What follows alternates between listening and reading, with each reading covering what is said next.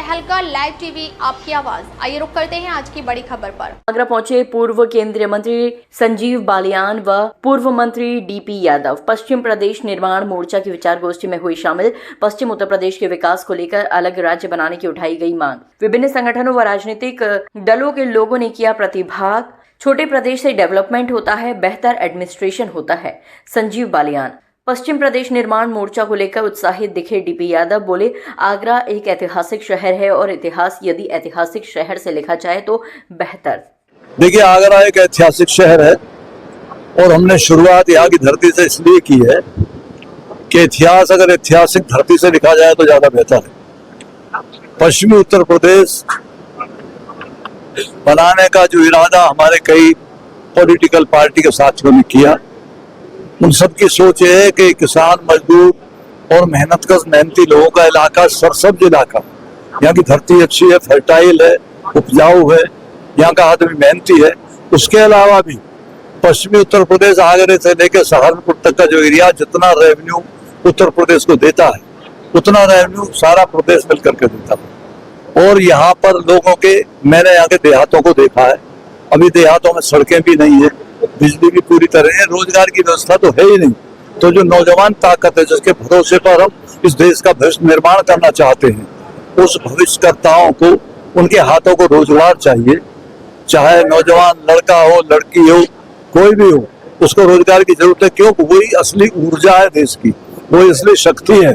तो शक्ति को राष्ट्र के काम में लगाया जाए, राष्ट्र हित में लगाया जाए, देश हित में लगाया जाए।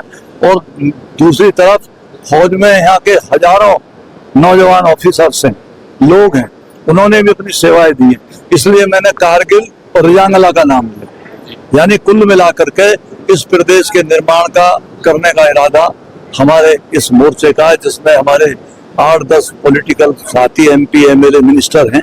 भाई बालियान जी भी हमारे साथी जो केंद्रीय मंत्री रहे हैं। 2-3 साथी हमारे आ नहीं पाए, दूसरे प्रोग्रामों में शामिल थे, कोई बिहार के चुनाव में गया था। तो कुल मिलाकर के आप लोगों का सहयोग मिलेगा, प्यार मिलेगा, तो जरूर आगरा की ये शुरुआत अपने आगे बढ़ करके भविष्य में पश्चिमी उत्तर प्रदेश के नव निर्माण का रास्ता प्रशस्त करेगा। ऐसा मेरा इसका कोई रूट मैप तैयार किया है, किस तरह से इसे सिलसिलेवार आगे चलाएंगे? आगरा के बाद में अभी 9 नवंबर को बुलंदशहर में एक बड़ी रैली है। उसके बाद इसी तरह जिलों में क्रमवार रैलियां हैं। पब्लिक को जागरूक करने का इरादा है, पब्लिक से पूछने का भी इरादा है कि तुम क्या चाहते हो, क्योंकि इसमें महज हम लोगों का इंटरेस्ट नहीं है। इंटरेस्ट उन लोगों का जो है बसे हुए हैं, जिनके बच्चों को रोजगार चाहिए, माता बहनों को सुरक्षा चाहिए, खेतों को उपजाऊ स्कीम चाहिए, और गाँवों को टूटी फूटी सड़कों के बजाय अच्छे साधन और यातायात चाहिए। तो सबसे जरूरी जो बात है वो नौजवान को रोजगार चाहिए। एक मांग आपने इसमें रखी है कि नए प्रदेश में हम 85% आरक्षण देंगे।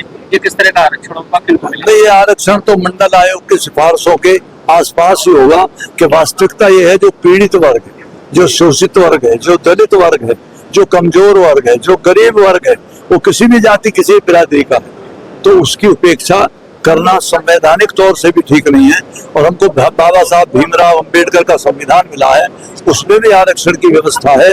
तो आरक्षण की व्यवस्था देने के बाद इन तमाम लोगों का भला किया जा सकता है। देखिए, मैं तो पहले से इस बात के पक्ष में रहा हूं हमेशा कि छोटे प्रदेश से डेवलपमेंट होता है, बेहतर एडमिनिस्ट्रेशन होता है। उत्तर प्रदेश बहुत बड़ा प्रदेश है। कई बार प्रयास हुए, 2011 में मायावती जी ने भी प्रस्ताव भेजा था, छोटे प्रदेश हो तो बेहतर डेवलपमेंट हो पाएगा सबके लिए। एक बहुत पुरानी मांग आजादी के बाद से हमारे कोर्ट की बेंच की रही है।